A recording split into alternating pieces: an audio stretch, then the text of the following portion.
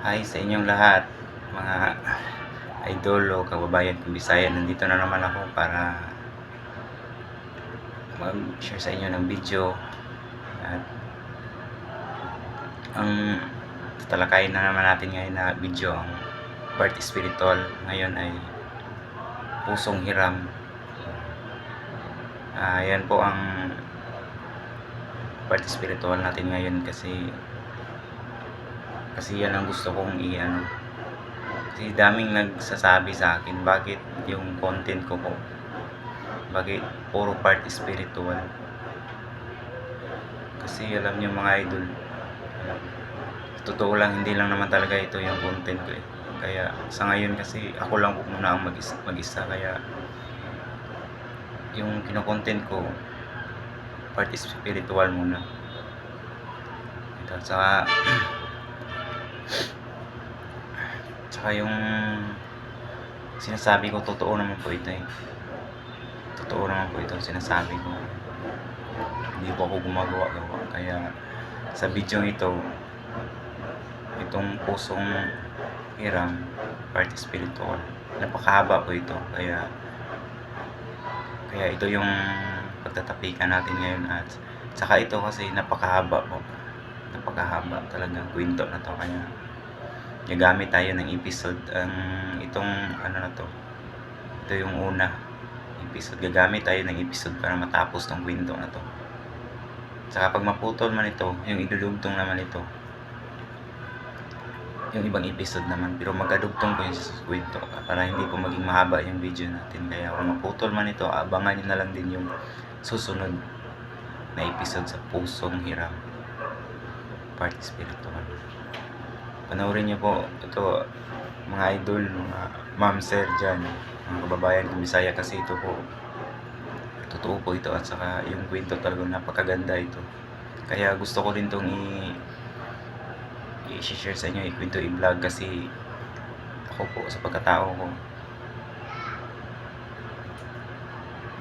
spiritual ako, pati po yung mga pamilya ko doon sa amin eh, na iniwan ko doon sa probinsya, at ako ngayon nandito na ako sa Maynila. Parang nagulat na lang sila sa akin bakit ako nagiging spiritual, na di naman nila alam ako doon. Kasi tagal ng panahon kasi ito na tinatago ko to sa kanila, kasi hindi ko to pwede i-share sa kanila. Ito dumating na. Kasi po, ito na po. Start na tayo. Kasi po, mga idol, itong pagiging spiritual ko po, ano ko na po talaga to sa pagkabata ko na po ito, na ano, nasa akin na talaga to, kasi may gumagabay po sa akin na isang angel po, at hanggang ngayon hindi ako iniiwan yan.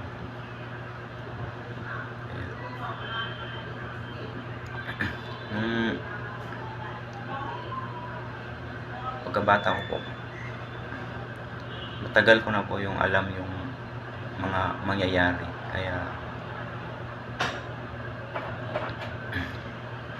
Kaya lahat nun hindi ko may share sa bihira ko na to noon. Alam na to ng mga magulang ko, pero minsan dumating din yung time na makalimot sila, kaya hindi ko na ulit na sinasabi sa kanila, sinishare sa kanila, kasi maghihirap po kasi sila eh.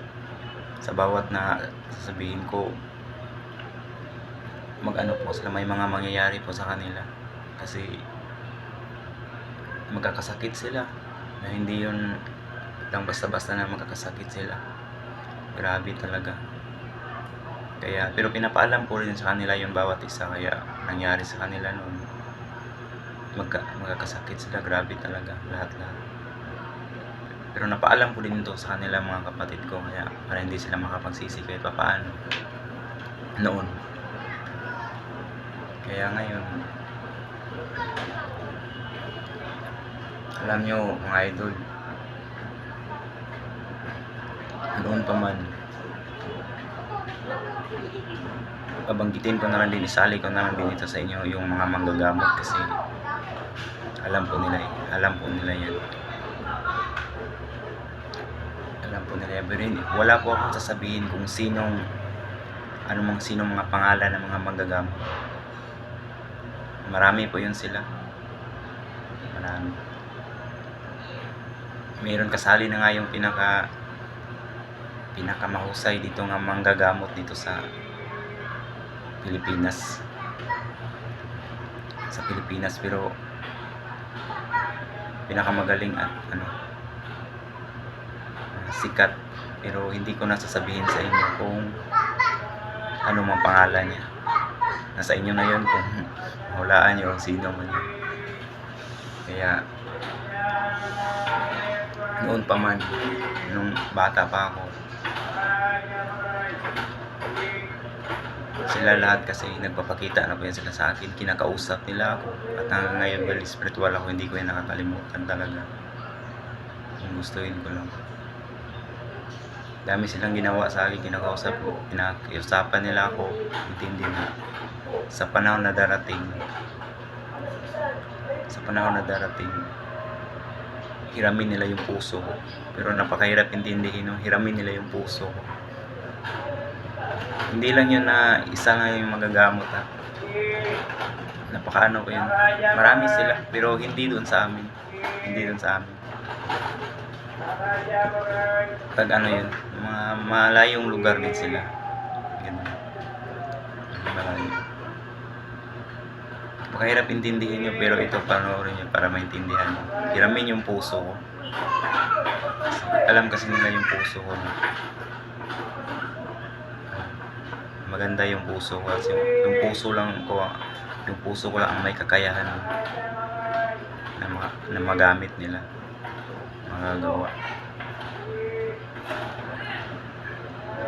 Hiniram nila sa akin, na ng bata pa ako, na pag dumating man yung panahon na yun, ihiramin nila yung puso ko, gagamitin nila. Pagkahirap talaga intindihin nila yung mga idol, kasi alam mo, yung puso natin, tayo sa ganito, wala naman tayong nakikita. Pero nakakaalam lang yan at nakakaramdam, nakaintindi kami mga spiritual. Pero ito, panoorin nyo para kahit paano may malalaman kayo. Kasi po, may puso tayo din, pero party spiritual, nasa loob po natin yun. Ang espiritu lang po yun ang may kakayahan, kumukontrol natin. Kaya nga tayo may feelings tayo, makaramdam tayo, kasi yung espiritu lang ang nakakaano sa atin yan. Pinupusuan tayo, bawat iniisip. May halimbawa lang yung sinasabi ko. Kung may gustuhin man tayo, kahit gaano pa yan, halimbawa, ito kahit konti lang, halimbawa lang yan. Kahit halimbawa pagkain yan, kahit gaano pa yan, nakita ang kasarap o tikman mo. Kung tikman mo lang yan, kung hindi ka pinasarapan ng espiritu o hindi ka pinupusuan na talaga, hindi mo yan maanuhan, hindi mo yan magustuhan. Pero pag pinasarapan ka sa espiritu mo at pinupusuan ka, talagang magustuhan mo at masarapan ka. Kasi alam nyo naman na tayo, simbolo lang po. Parang ganun na rin yan. Kahit yung ibig sabihin, kahit ikaw lalaki ka or may makita kang babae dyan na napakaganda, yan, yung espiritu na yun, pinapapiling sa iyo na kahit maganda yan, pero hindi mo yan pinipaghanganan, hindi mo yan pusuan na magustuhan mo siya. Wala talaga. Ayan, yun na po ang mapatuloy ko yung pagsalita natin po. Nagpapakita po yan sila lahat sa akin, yung mga manggagamot na yun. Hindi ko na sasabihin sa inyo mga pangalan nila. Sinabi nila sa akin yun, pinaano nila. Sa oras na dumating yung mga panahon na yun, alam niyo po, kasi po nagsimula po ito na 2019, ganun na po, 2019 din po, papunta sa 20.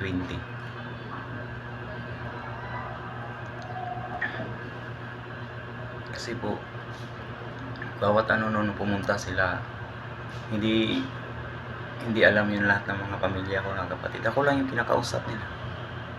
ganun, kinakausap nila ako. Kasi po, bawat ito, idiretso ko na to sa inyo. May hadlang kasi sa lahat ng mga manggagamot, lalo na sa mga may hadlang kasi sa kanila na yung na yun, yung masamang espiritu, yung sinasabi ko. Yung masamang espiritu kasi may hadlang sa kanila yan, pero sa bawat mga gagawin nila, kaya yan ang sa kanila, nagpapadusa. Kaya basta lang masamang espiritu lang po yun. Kaya gusto nila yun na, kasi alam naman natin dito sa mundo na tayo, ako naniwala din ako na siyempre may Diyos tayo na pinaka makapangyarihan sa lahat at may-ari sa lahat natin. Pero siyempre para sa mga gamot, maging proud din sila na ginawa nila yun, kasi may kakayahan naman din sila eh. Sila lang ang gumawa kasi kaya naman nila na pagtulungan. Pero hindi nila yung maliligpit yung masamang espiritu kung pagtulungan lang nila, na hindi nila ipagsanib puwersa. Kailangan nila ang pagsanib puwersa, pero wala pong silang nun pagsanib puwersa, kasi kailangan yung puso po na doon nila malagay lahat yung mga meron sa kanila. Kaya alam naman nila yun na yung puso ko lang talaga ang may kakayahan doon. Na yung pananalita natin, kasi yung oras ko kasi na pag dumating na yung panahon na yun, lahat ng mga manggagamot doon na karamihan doon, kasi nilalagay nila sa katawan ko yung mga tinatawag ko na halimaw sa banga. Kaya isa-isay ko to sa inyo, kasi itong story na to totoo, nangyari to sa buhay ko na ganun. Kaya nga ang title nito, Pusong Hiram, kasi hiniram po nila yun. Alam nyo, gustusin, hindi ko yun tutusin, hindi ko ipapagamit yun, hindi ko ipapagamit yun. Pero siyempre alam ko naman yun, nakakaintindi din ako sa kanila, kaya pinalaya ko na lang sila na hiramin nila yun, kasi alam ko naman yung masamang espiritu na yun, lang nila, hindi rin sila nabusan, pati rin sa mga ginagawa sa mga magulang sa bawat dami din nagkaano sa mga espiritu na yun.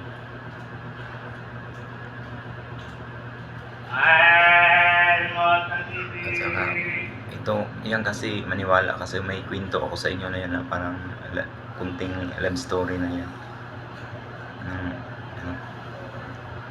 na nangyari, kaya maniwala kayo na totoo talaga yan.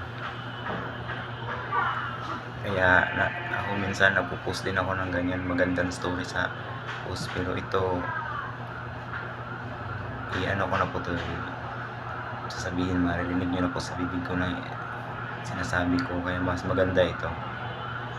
Pero kung hindi man masasabi ngayon, sa susunod na episode maanuhan nyo po yan, kaya abangan nyo palagi lahat ng to, kasi tungkol po to kung bakit ako naging spiritual, kasi pagkabata ko ba talaga ito. Noon, dami noon, sabi, kahit alam nyo, pagkabata ko, kahit saan po ako magpunta, kilala ako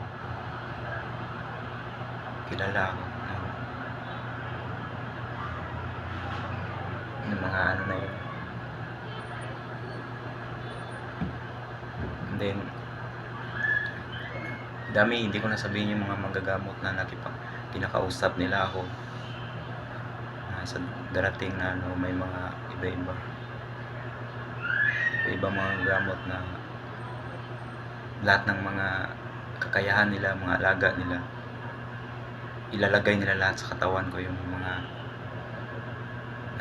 mga alaga nila. Doon nila isanib puwersa, kasi yung puso ko lang ang may kakayahan na doon nila mailagay lahat para gagamitin nila yun, mailigpit yung masamang espiritu. Pero ito, sasabihin ko sa inyo, ito, naligpit talaga nila yun. naligpit yun. Kasi nasanib at sa nangyari na yun. Pero panoorin nyo to kung paano niligpit. Paano yun naligpit yung masamang espiritu na yun natin. At saka tagal na yung naligpit po.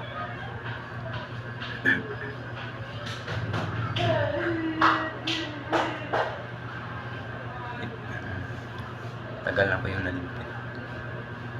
Pero maputol natin to kasi ito lahat-lahat sa episode maintindihan. Kahit sa ngayon hindi nyo pa maintindihan, pero pag palagi nyo itong panoorin hanggang sa huli, ang lahat-lahat ng sinasabi ko maintindihan nyo din ito. Kaya napakagandang story po.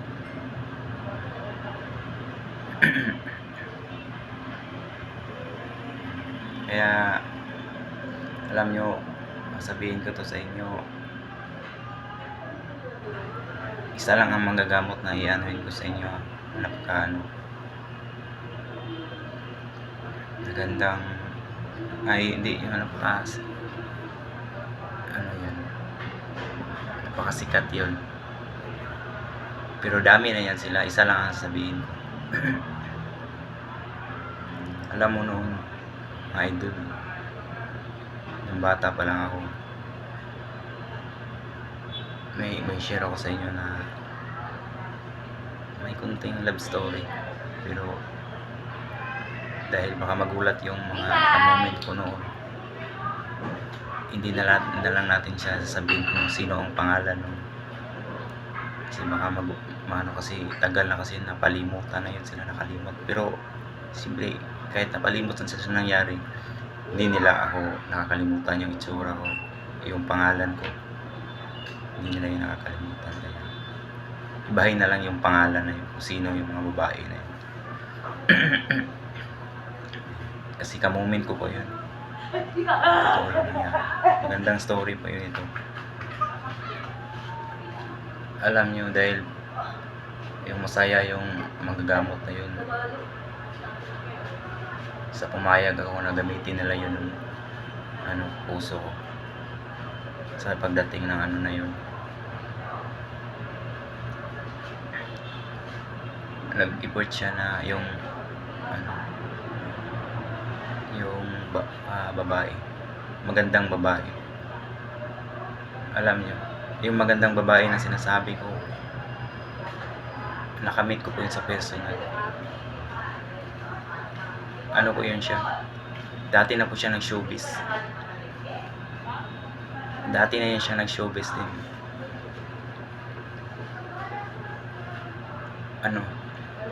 Nahinto siya ganun. Nakausap ko po yun siya personal, hindi lang yan, pumunta na din yan sa bahay. Kaya ito, story na to, panoorin nyo. Napakagandang babae po, napakabait.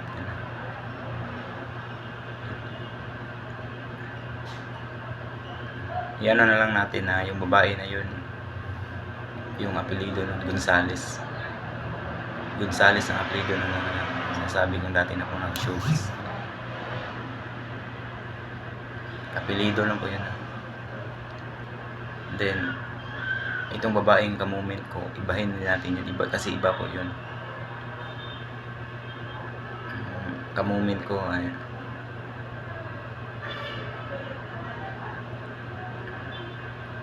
lagay na lang natin na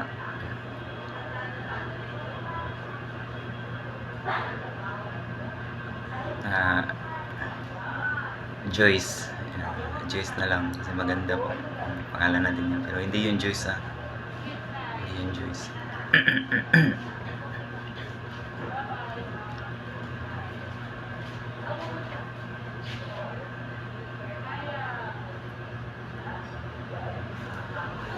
Joyce yun. Joyce. Ganun. Joyce na maganda. Joyce. Alam nyo,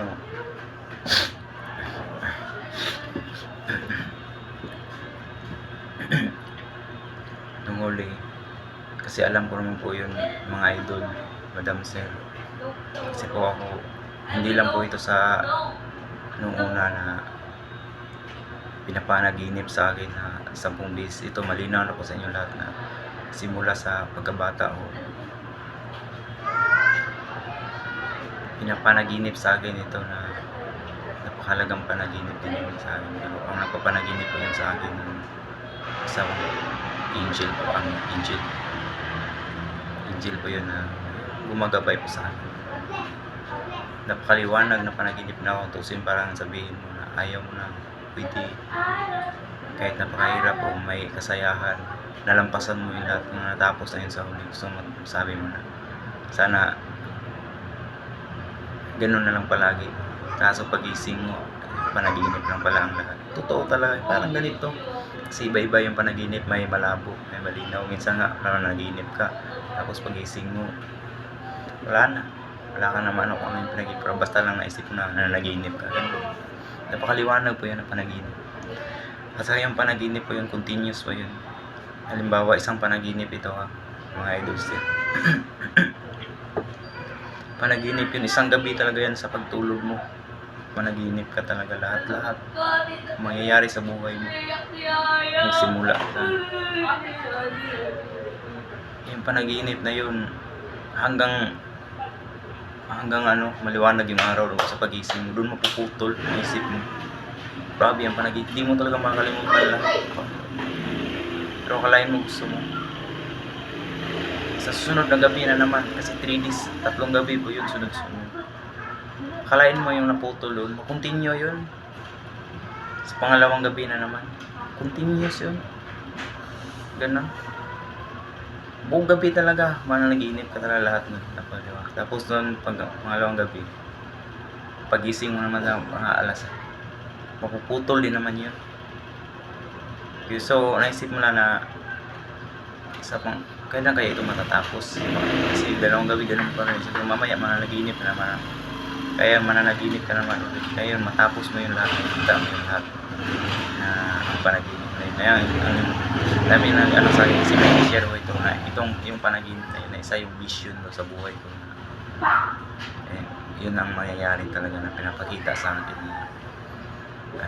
pero yung 3 gabi, isang panaginipan lang po yun. Kaya yung panaginip na yan lahat, simula sa pagkabata ko pa po yun. 10 panaginip po yun. Yung 10 panaginip na yun na pabalik-balik lang yung ulit-ulit sa akin. Kaya napakahalaga. Sa isang panaginip, 3 gabi. Kaya sa 10 panaginip nun, magiging 13 gabi, pero hindi yan sila magkasunod lahat kasi nung bata pa po ako, pinapanaginip na lang sa akin yung mga 4, pero siguro maputol mga 6 months gano'n, 4 months din, minsan naman 2 years gano'n. Kasi ang huli po sa akin yung pinapanaginip sa akin 2015 po, 2015, at saka huli, yun na po ang huli 2015, kasi malapit na po ang mga pangyayari yung gagamitin yung puso ko, hiramin yung puso ko. Ayun mga idol, nung natin yung may balik yung na yun, hindi lang yun sa iba rin yung kidlat po na pinapakita sa akin, yung kidlat po na kahit ganito po ako, totoo talaga, ganito totoo yung kidlat po, magugulat ka na lang na ipakita nila sa akin yun. Napakalakas na kidlat, pero yun din yung lahat makikita mo yun lahat, yung mangyaring vision na ating advance, ganun din yun. Kaya totoo talaga. Pero sa ngayon, kasi hindi naman ako ayaw ko na din yun na hindi ko na kailangan na ipaalamin, kasi tapos na yung lahat. Nangyari na din yun. Tapos na nagamit yung puso ko, nahiram na nila. Kaya ibalik natin yung kwento kung paano nangyari yun ang lahat. Baka 30 minutes lang tayo ngayon mga idol, sir. Abangan nyo talaga yung susunod na mga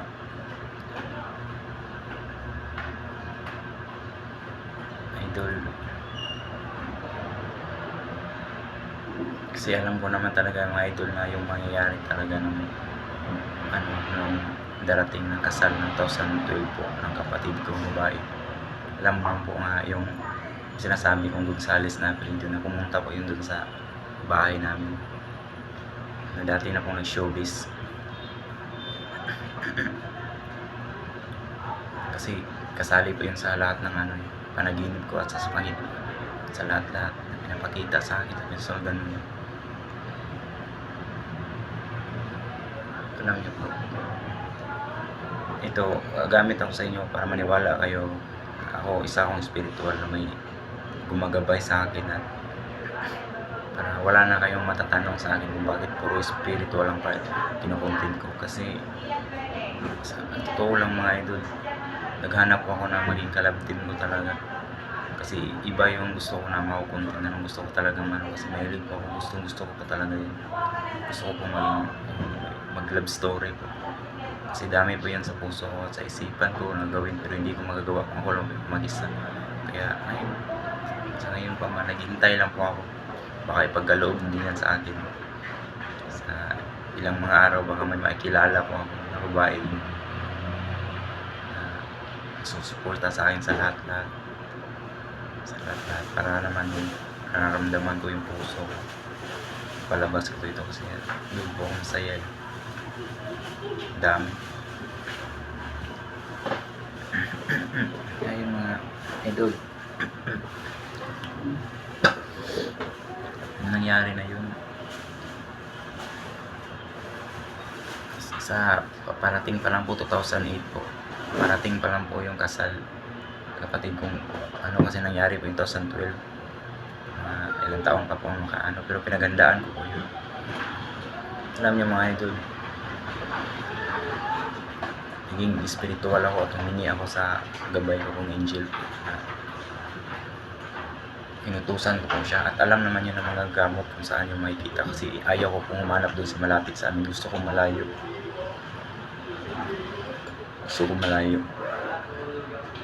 Kaya naging spiritual ako. Inutusan ko yung gabay ko pong angel na kasi ikaw lang ang may kakayahan na pumasok sa katawan ng tao at makakahanap at makakahanap ng magandang puso. Magandang puso, yung mabait na puso. Hanapin mo yun. Pero gusto ko hindi dito, gusto ko malayo. Nahanap niya yun. Na idol. Nahanap niya, akalain niyo ako, aminin ko na sa inyo, ako po ay isang taga Mindanao po. Isa akong Bisaya. Nahanap po niya yun, pero yung nahanap niya po doon sa Bohol. Akalain nyo party spiritual lang po yun mga idol, pero akalain nyo ang layo ng Bohol, pero nararating po yun sa pagiging spiritual ko. Walang cellphone, walang mensahe, walang sulat, party spiritual lang po yung gamit ko po. Pero nakarating po yun dun sa Bohol, ang layo ng Bohol. Sasakay ka pa ng aeroplano, wala, party spiritual lang po yun ang gamit ko. Nagutos ako sa kanya. Hindi ko man alam kung saan kang lugar, basta kayo malayo. Sinabihan ko yung gabay ko na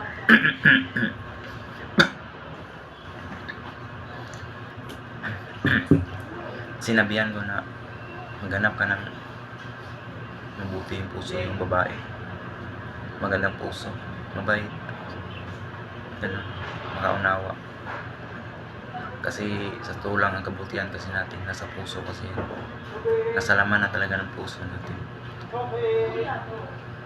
Kaya kailangan ng mga manap kasi kung ano yung laman ng puso mo, kung ano ang laman ng puso mo sa ating espiritu, yan din ang ipapalabas sa espiritu kasi yan ang laman, hindi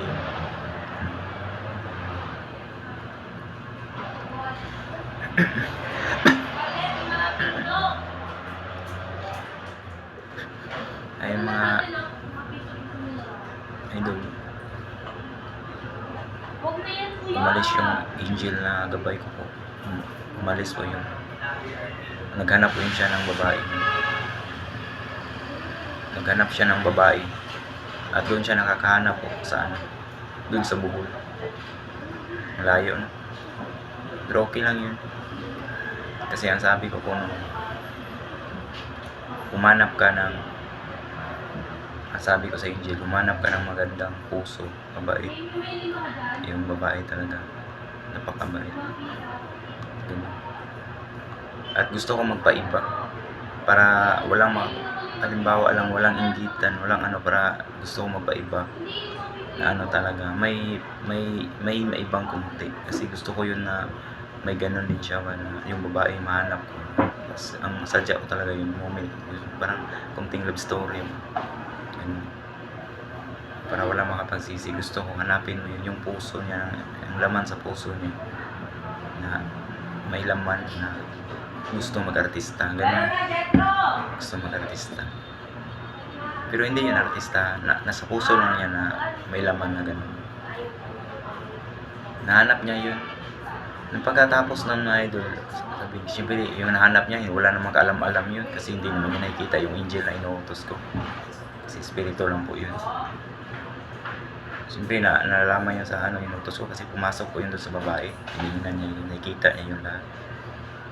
Katapos yun, alam niyo mga idol, kung saan man yung makikita, mahanap mo kung saan ang malapit sa kanya tinirahan ng babae na yun.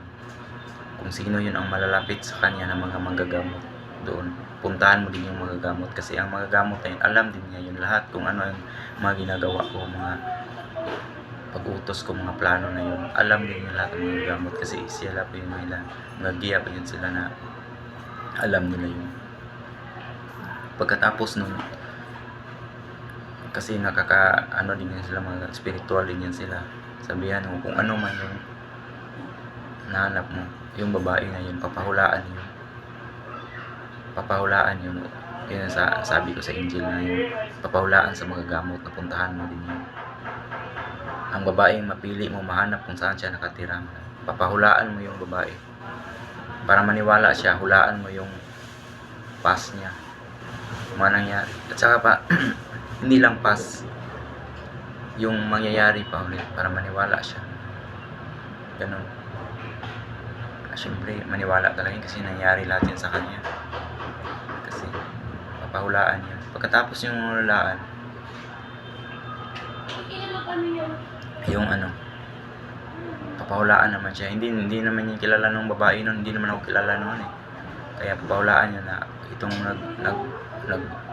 nagsadya, nagutos sa'yo na hanap ka. Yung lahat ng ano, kinikwento na yun sa mga gamot yun, yung lahat na walang nakakaalam sa'yo, kasi ikaw may pumasok na angel na ikaw ang napili, yung babae niya, si Joyce, yan. Kasi ikaw ang napili, kasi nasa puso mo, maganda yung puso mo, ikaw ang napili na itong nagpuputo sa lahat ng ano, ang pangalan ko ito, sasabihin ko na sa'yo, ito naman talaga yung pangalan mo. Ako si Richard po. Yan, si Richard na taga Mindanao. Kasi ang gusto ni Richard niya, puntahan mo yan doon sa Mindanao at hanapin mo yan kung sino, saan siya. Sinabi lahat yan, pati ang kapanganakan ko, buwan, taon, ganun. Sinabi lahat sa akin, ang pangalan ko, hanapin mo yan. Pero yung babae na yun, hindi niya kilala yung ano na yun, hindi niya kilala yung itsura ko, hanapin na, pero nandun sa Mindanao, at sinabi niya kung saan mo yan matatagpuan, pero huwag kang magpapalata na kahit sino nakaalam na hinanap mo yan. Yan ang lahat ng sinabi ng mga gamot. Totoo lang yung babae na yun, kung bakit mahalaga ba o hindi, kung bakit ako, kasi ginawa ko yun ng babae, alam mo kung bakit yung ginawa nun. Kasi sinabi na po lahat ng mga gamot ng parang maniwala na hindi lang sa paghula. Sinabi niya lahat na may sadya yan sa'yo. May sadya yan sa'yo, si yung Richard na yung namahanap mo. Puntahan mo yan kasi yung babae na din yun, may kaya din yun. Maganda din yun na babae yan.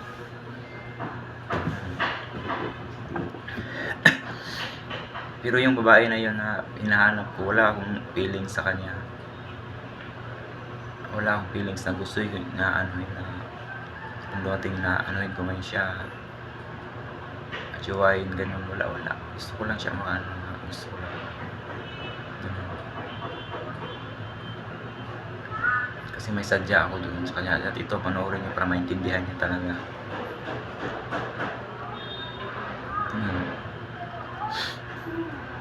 Pumunta na yun. Hindi ko sasabihin sa inyo kung saan ako nagtrabaho. Para hanggang doon sa tinatrabahuan ko, pumunta din yun doon. Naging nag-close yun sa mga katrabaho lahat. Ganun. Pero nilihim lang niya lahat. Pati sa mga kapatid ko. Tinatanong sino yan, anong alam nyo na ito na pagsalita ko. Para naniwala pala siya. Sinabi yung lahat sa lahat ng mga gamot doon. Yan si Richard ang pusong hiniram. Yan hiramin yung puso niya. Kasi maganda yung puso niya. At saka di ako sure kung may sa darating na gagamitin yung puso kung may mailagay man siya, pero para na lang sa akin, yan na lang may tutulong ko sa kanya sa ngayon. Tutulong siya kasi yung mga gamot talaga yun na nandun sa Tagabugan. Napakabait po na. Yan na. Hanapin mo yan. Niwala talaga siya doon. Hinanap talaga ako. Pero sumakay yun ng aeroplano pumunta doon. Alam nyo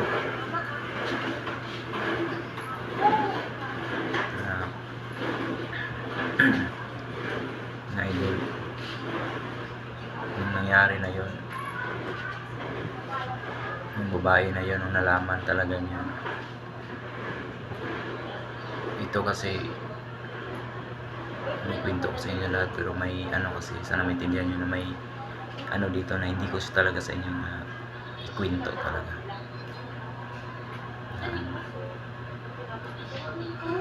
Kasi napakahirap po itong sabihin.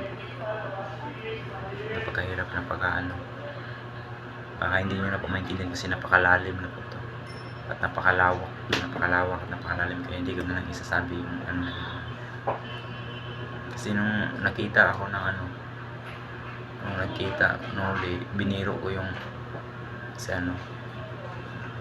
si Joyce. Sinabihan ako na, tinanong kasi ako na ilang taon ka na? Kaya anong birthday mo? Tinanong ako talaga. Kaya yun, biniro ko yung si Joyce. Sinabi ko nga idol. Sinabi ko na, huwag na Joyce. Alam ko na ang iniisip mo. Alam ko na yung iniisip mo. Hindi kayo bagay sa hindi kayo bagay sa research. Sinabi yan. Kaya yun mga idol, sobrang inis yung babae na yun. Hindi ko man sa maintindihan, paliwanag sa'yo kung ano yun na tinutukoy yung research, kasi napakalawak kaya napakalalim. Kaya lahat na yan ang nakakaalam yun mga magagamot. Kaya hindi ko na yun sasabihin sa inyo kung ano yun, kasi mahirap na yan din talaga maintindihan niya. Sinabihan ko na huwag na. Sobrang inis talaga siya. Alam ko din yung lahat ng gagawin niya, kasi nakikita ko yung lahat na yung mangyayari na yun. Kasi kasali na yung lahat sa mga pangitain ko na ibibigay sa akin ng angel na yung papanaginip, ganun. Sobrang inis siya sa akin.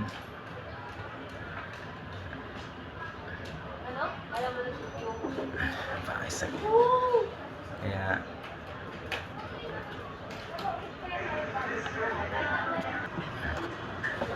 Kaya yun mga idol, sinabihan ko na siya na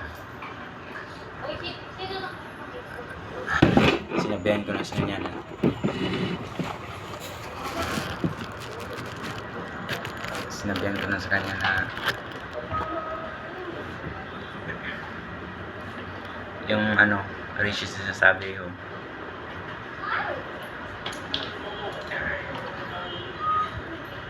hindi kayo bagay noon. Sobrang inis niya.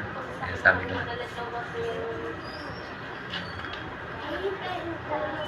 Yung Gonzales lang ang may ano doon. Ang label no na siya lang ang may-ari doon. Na walang katapusang dulo. Ayun na yung na idol na kinantahan niya ako ng pagdating ng panahon. Kinantahan niya ako ng pagdating ng panahon, baka ikaw rin at ako. Kaya sinabi ko, tama na, huwag na ipagpatuloy. Sinabihan ko, idol yun si Joyce na, Joyce, alam mo Joyce, na kung ano man yung lahat ng sinasabi doon sa ano,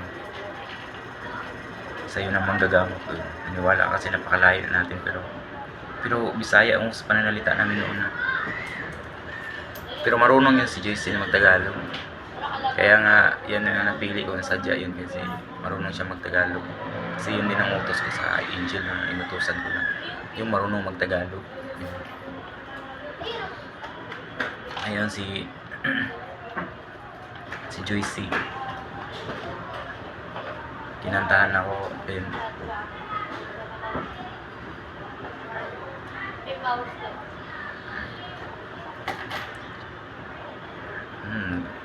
Nag-uusap kami, gano'n. Sabi ko na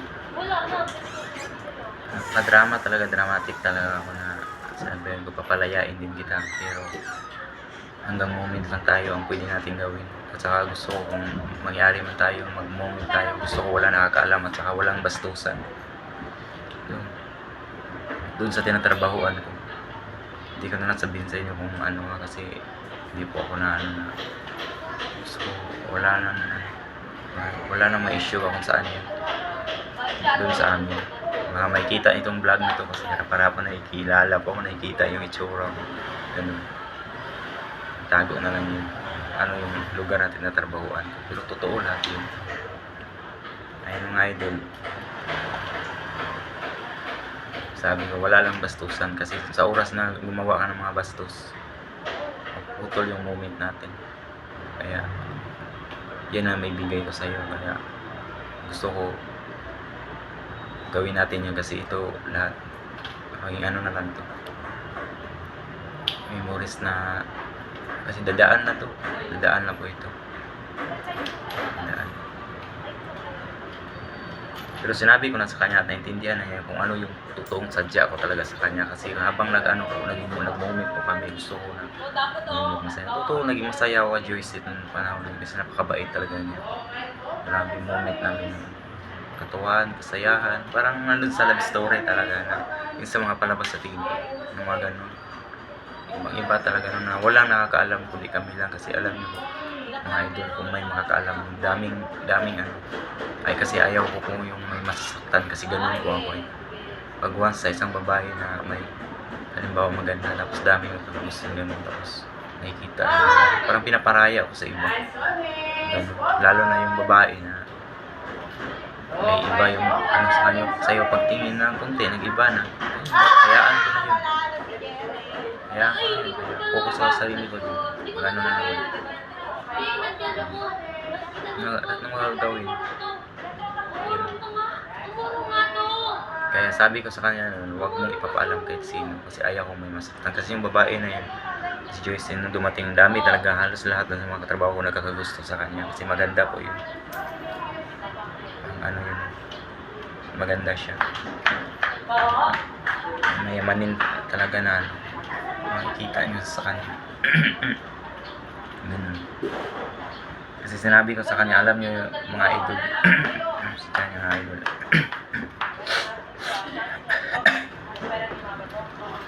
mga idol na ano na yun, nangyari yun kasi tungkol po yun, kaya maibalik ko po, tungkol po yun sa paparating na kasal mga idol, yung sinasabi kong Gonzales na dating ng showbiz yun. Kasi po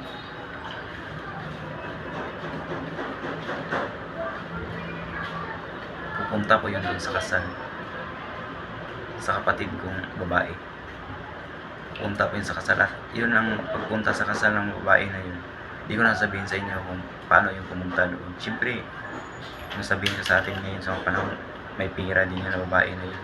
At napakaganda talaga ng babae na yun.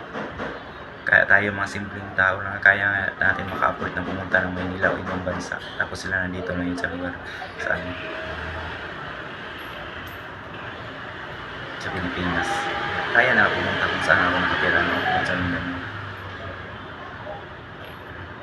Hindi ko sabihin sa inyo kung nag-aeroplano ba yun o basta pumunta siya doon. May mga kasama po yun siya, mga lalaki. Kasi, mga idol na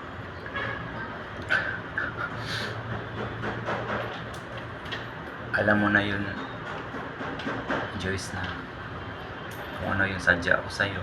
Kasi ako, nung mga panahon na yun, mga idol, isa-isa po akong Bisaya. Hindi talaga ako marunong magsalita ng Tagalog. Makakaintindi po ako, mga idol. Hindi ako marunong magsalita ng Tagalog. At saka yung babae na yun, nabisita ko po, Tagalog po yun.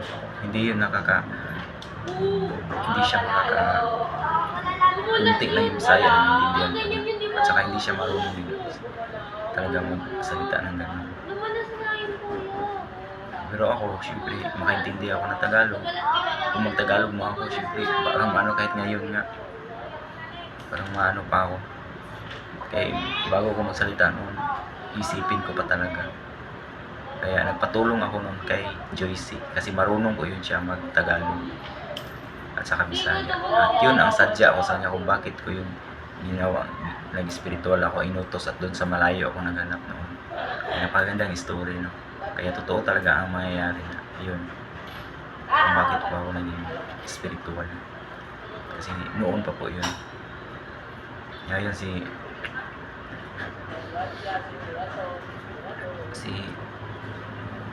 Joyce nung dumating na yun. Dumating na yung kasal. Dami nang nangyari sa amin mga moment na yun. Alam nyo, masabay ko na dito sa kwento mga ito. Pasensyahan nyo ng mga ganito kasi parte na po ito ng kasal.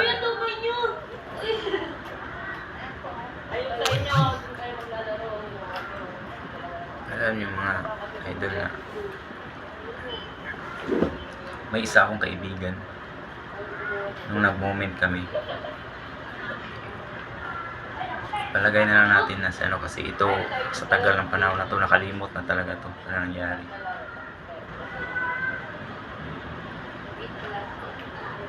Ano po? Beam po, beam. Beam po. Palagay na lang natin na beam. Doon sa mga kaibigan ko po, sinabi ko sa kanya na Bim, may isang babae dyan ba na sobrang ano ako. Kaya gusto ko ipaniwala ba, pero yung ano na yun, kasi sa amin kasi may isa akong kapatid doon na pinaalam at alam na ng kapatid ko, lalaki, nung mga panahon na yun. Alam talaga niya, kaya sinasabi ko, ikaw lang nakakaalam nito at huwag mong ipapaalam kahit sino itong mga ano nito. Alam ng kapatid ko. Sinabihan kong kakaibigan ko na, Bim, may isa akong ano dyan, napakaganda at napaka mayaman yan. Kung gustuhin ko lang yan maging jowa ko lang yan. Hindi naman ako sa nagyabang, pero hindi talaga pwede kasi yung babae na yun, kaibigan lang ano ko yan at saka moment ko lang yan at saka hindi ko yung pwedeng gustuhin at jowain. Bakit ganon? Kasi pinalabas ko na kasi may kaya nun.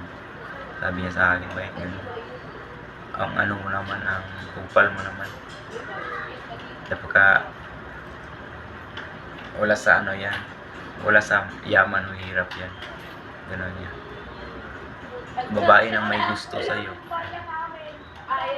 Tapos ikaw ganyan ka lang.